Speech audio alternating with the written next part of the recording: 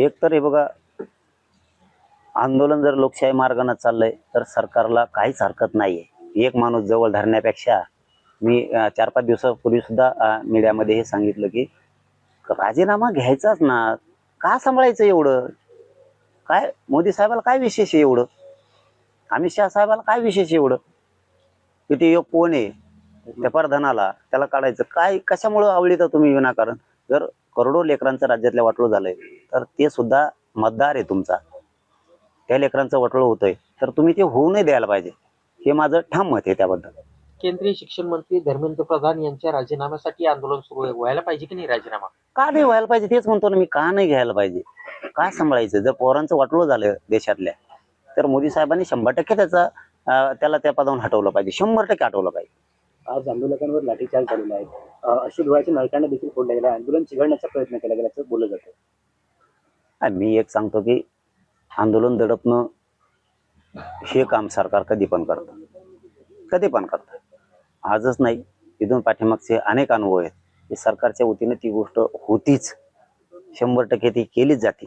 आपण ठाम राहायचं असतं, आपण लढायचं असतं, आपण अन्यायाच्या विरुद्ध लढायचं असतं। आणि देशातल्या लाखो लेकरांचं जर वाटोळं झालं असेल तर सरकारनं सुद्धा त्या मंत्र्याचा राजीनामा 100% घेतला पाहिजे। अनेक ठिकाणी आंदोलनाला पाठिंबा मिळतोय, अनेक नेते अभिनेते असतील, सगळेच येतात, सगळेच येतात। आम्ही बोलतो म्हणजे सातच आहे ना, म्हणूनच बोलतो ना, म्हणजे आपला पण आंदोलनाला पाठिंबा सात आहेच ना, नसतं तर आम्ही बोललोच नसतो ना। कारण ते वयस्कर आहेत बसलेले, काय नाव आहे, ते सोनम भाऊ बसले, ते वयस्कर आहेत, त्यांना साथ दिली पाहिजे सगळ्यांनी। आपल्या सोबत असणार हो, ते वयानं जर इतके वयस्कर आहेत आणि उपोषण करतायत तर सरकारने विनाकारण त्यांच्या हालापेक्षा नाही केल्या पाहिजे। त्यांचं म्हणणं काय, चर्चा केली पाहिजे सरकारनं, त्यांचा तोडगा काढायचा प्रयत्न केला पाहिजे। त्यांचं वय खूप आहे, इतका वयस्कर माणूस आपल्या देशात जर गोरगरिबांच्या लेकरासाठी उपोषणला बसतोय तर त्याची चर्चा करून दखल घेतलीच पाहिजे। इतकं बेदखल करायचं काम सरकारकडून नाही झालं पाहिजे।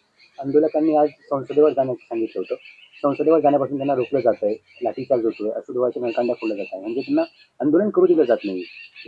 ते आंदोलन बंद पाडायचे ती भूमिकाच असते सरकारची, ते बंद करणार आपण ठाम असलं पाहिजे। दिल्लीमध्ये आज हजारो विद्यार्थी होते त्या आंदोलनात, तुफान लाठी हल्ला विद्यार्थ्यांवर झाला, दिल्ली पोलिसांनी आज लाठी हल्ला केला। नाही, ते चुकीचं आहे, सरकारनं ते चुकीचं केलं। कुठल्याही शांततेचे आंदोलन मोडून काढायला, हे बघा, तुम्ही विचार नाही मोडू शकत, तुम्ही गोरगरिबांच्या लेकराचं हल्ले करून भविष्य नाही उद्ध्वस्त करू शकत। त्या वयस्कर सोनम भाऊंची मागणीच काय आहे की गोरगरिबांच्या लेकराला न्याय मिळाला पाहिजे, त्यांच्या पाठीशी लोक उभे राहणारच ना।